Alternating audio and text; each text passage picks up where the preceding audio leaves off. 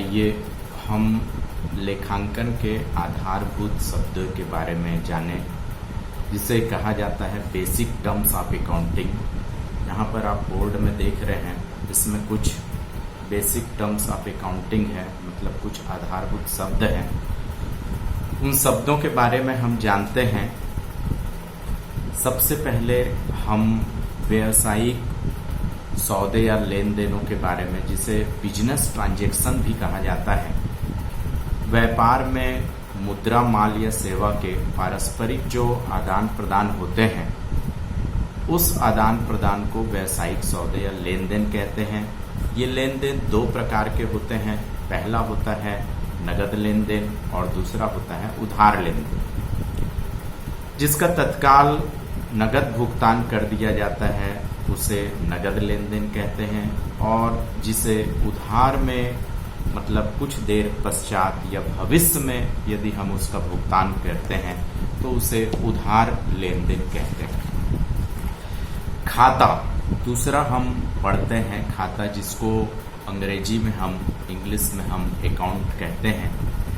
किसी व्यक्ति विशेष वस्तु, संपत्ति, लाभ, आय, हानि, व्यय आदि से संबंधित जो व्यवहारों का संक्षिप्त व्यवस्थित रिकॉर्ड हिसाब किताब की पुस्तकों में जिस शीर्षक के अंतर्गत रखा जाता है उसे हम खाता कहते हैं। कुछ विद्वान इसे लेखा भी कहते हैं, जैसे वेतन खाता, भवन खाता आदि। अंग्रेजी में इसे अकाउंट शब्द भी कहा गया है। आइए हम तीसरा शाब्दिक अर्थ समझते हैं। पूंजी, जिसको इंग्लिश में कहा जाता है कैपिटल। व्यापार का स्वामी अपने व्यापार को प्रारंभ करने के लिए जो धन नगद या माल के रूप में लगाता है, मतलब वस्तु के रूप में लगाता है, उसे हम पूंजी कहते हैं। व्यापार के स्वामी का निजी खाता कहलाता है। जो पूंजी खाता है वो व्यापार का स्वामी का निजी खाता कहलाता है। पूंजी बराबर जो होता है संपत्ति माइनस दायित्व होता है। आइए चौथा हम समझते हैं आहरण। आहरण को इंग्लिश में कहा जाता है ड्राइंग। व्यापार का स्वामी जब निजी उपयोग के लिए व्यापार से नगद या माल के रूप में जो भी लेता है उसे आहरण कहते हैं, मतलब जो पर्सनल यूज के लिए निकाला जाता है। व्यापार का स्वामी अपने पर्सनल यूज के लिए जो भी रोकड़ या वस्तु निकालता है उसे आहरण कहा जाता है। संपत्तियां, अगला हम समझते हैं पांचवा पॉइंट, संपत्तियां। संपत्तियां जिसे इंग्लिश में कहा जाता है एसेट्स।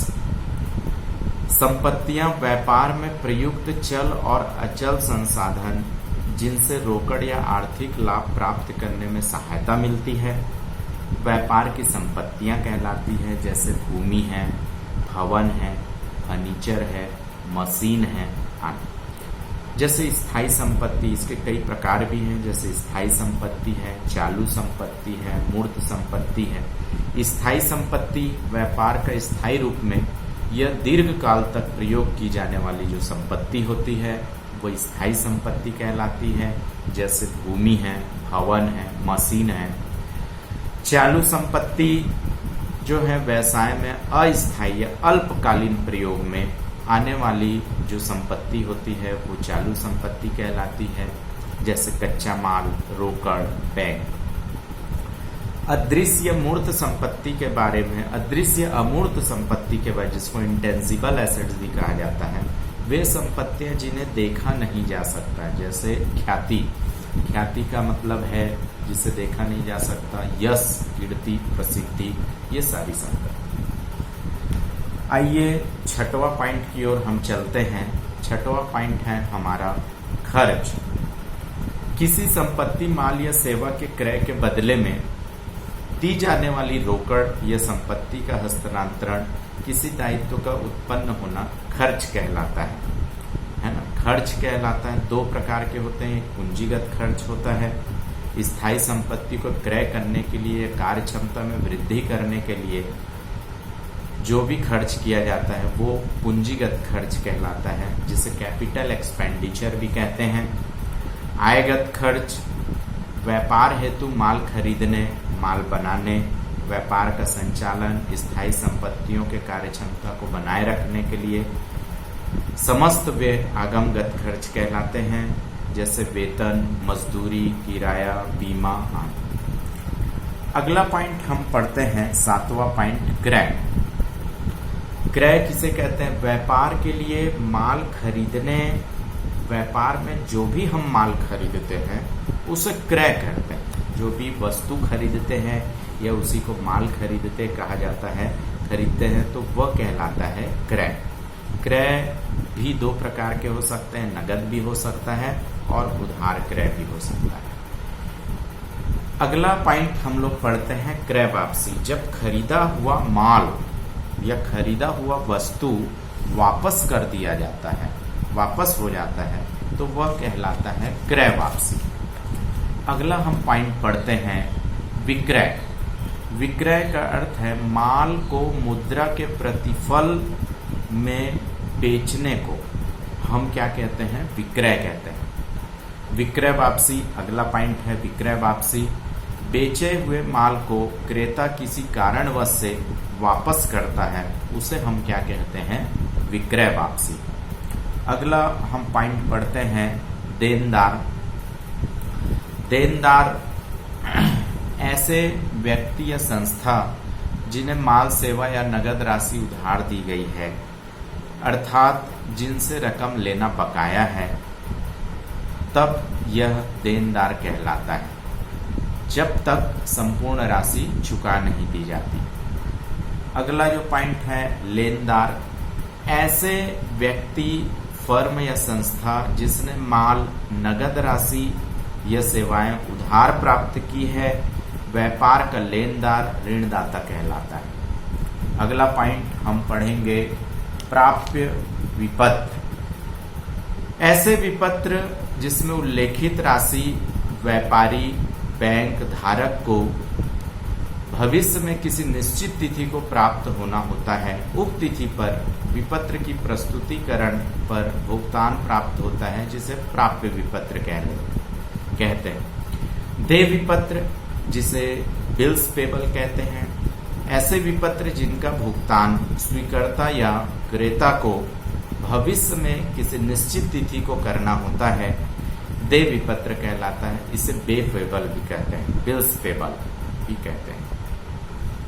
अगला पॉइंट हम लोग पढ़ेंगे, देय विपत्र के बाद प्रमाणक, ये जिसे इंग्लिश में वाउचर कहते हैं। व्यावसायिक लेन देन या सौदों को प्रमाणित करने वाले जो भी प्रपत्र होते हैं वो प्रमाणक कहलाता है। अब प्रमाणक का एक बेस्ट उदाहरण आपको बता देता हूँ। बैंकों में जो जमा हेतु स्लिप होते हैं वो क्या कहलाते हैं? प्रमाणक कहलाते हैं। और आप लोगों ने देखा होगा जो भी वाउचर के रूप में दिखते हैं, जैसे हम मेडिकल स्टोर जाते हैं तो वहाँ पर हम यदि बिल मांगते हैं तो वो जो बिल है वही प्रमाणक कहलाता है। चलिए अगला पॉइंट हम पढ़ते हैं, बट्टा। बट्टा का अर्थ होता है डिस्काउंट। व्यापारी द्वारा अपने विभिन्न ग्राहक को धन में कमी के रूप में जो रियायत या छूट दी जाती है उसे कहा जाता है बट्टा। बट्टा, छूट या आभार, इसे कटौती भी कहते हैं। बट्टा दो प्रकार के होते हैं। एक व्यापारिक बट्टा होता है जो माल को अधिक खरीदने हेतु प्रेरित करने के लिए जो बट्टा दिया जाता है वह व्यापारिक बट्टा कहलाता है। और नगद बट्टा, नगद बट्टा व्यापारी द्वारा क्रय किए गए माल के भुगतान के समय भुगतान में दिए जाने वाले छूट को हम लोग कहते हैं नगद बट्टा। आइए इसके बाद हम लोग पढ़ते हैं जीवित स्कंद, जिसको बोलते हैं लाइव स्टॉक। व्यापार में जो जीवित पशु संपत्ति के रूप में प्रयोग होते हैं उसे हम जीवित स्टॉक कहते हैं, जैसे घोड़े, बैल आदि। अगला जो पॉइंट है जीवित स्टॉक के बाद दिवालिया, जो हमारा 18वां पॉइंट है, दिवालिया। जब व्यापारी की कुल देनदारी कुल संपत्तियों से अधिक हो जाती है तो व्यवसायी अपने दायित्वों का भुगतान करने में असमर्थ होता है, तो वह अपने आप को भारतीय दिवालिया कानून के अंतर्गत या न्यायालय के अंतर्गत दिवालिया घोषित कर देते हैं, जिसे दिवालिया कहा जाता है। अगला जो पॉइंट है व्यापार का स्वामी। अब व्यापार का स्वामी, जिसे प्रोप्राइटर भी कहा जाता है, व्यापार में पूंजी लगाने वाला जो व्यक्ति होता है, व्यापार के लाभ और हानि का भी अधिकारी होता है, वह व्यापार का स्वामी कहलाता है, जिसे हम इंग्लिश में प्रोप्राइटर भी कहते हैं। अब अगला पॉइंट हम लास्ट पॉइंट जानते हैं, 20वां पॉइंट, व्यवसाय, जिसे इंग्लिश में बिजनेस भी कहा जाता है। लाभार्जन या लाभ अर्जन करने के उद्देश्य से प्रत्येक वैध कार्य जो होता है वो क्या कहलाता है? व्यवसाय कहलाता है। तो व्यवसाय के अंतर्गत ये है। एक हम एडिशनल पॉइंट पढ़ते हैं जो यहाँ पर बोर्ड में नहीं लिखा है। हम पढ़ते हैं कि माल, गुड्स, जो अक्सर अकाउंट की भाषा में आता है, वस्तु जिसे कहते हैं, गुड्स कहते हैं इंग्लिश में, इसी को माल शब्द भी बोला जाता है। लाभ अर्जित करने के उद्देश्य से जिन वस्तुओं का क्रय विक्रय किया जाता है उन वस्तुओं को हम माल कहते हैं। जैसे चावल मिल द्वारा क्रय किया गया धान, फर्नीचर के लिए खरीदी गई लकड़ी आदि माल का एक उदाहरण। तो ये कुछ जो है आधारभूत शब्द हैं अकाउंट के, लेखांकन के। आप अकाउंट के बारे में धीरे धीरे और भी नॉलेज प्राप्त करेंगे मुझसे। और यदि ये वीडियो आपको पसंद आया है तो इसे लाइक, सब्सक्राइब कर दीजिए। धन्यवाद। मैं आगे और आपको नए नए अकाउंट के जो बेसिक कॉन्सेप्ट है या अकाउंट के जो रूल्स हैं, अकाउंट सरल तरीके से हम कैसे सीखें, ये जानेंगे। Thank you.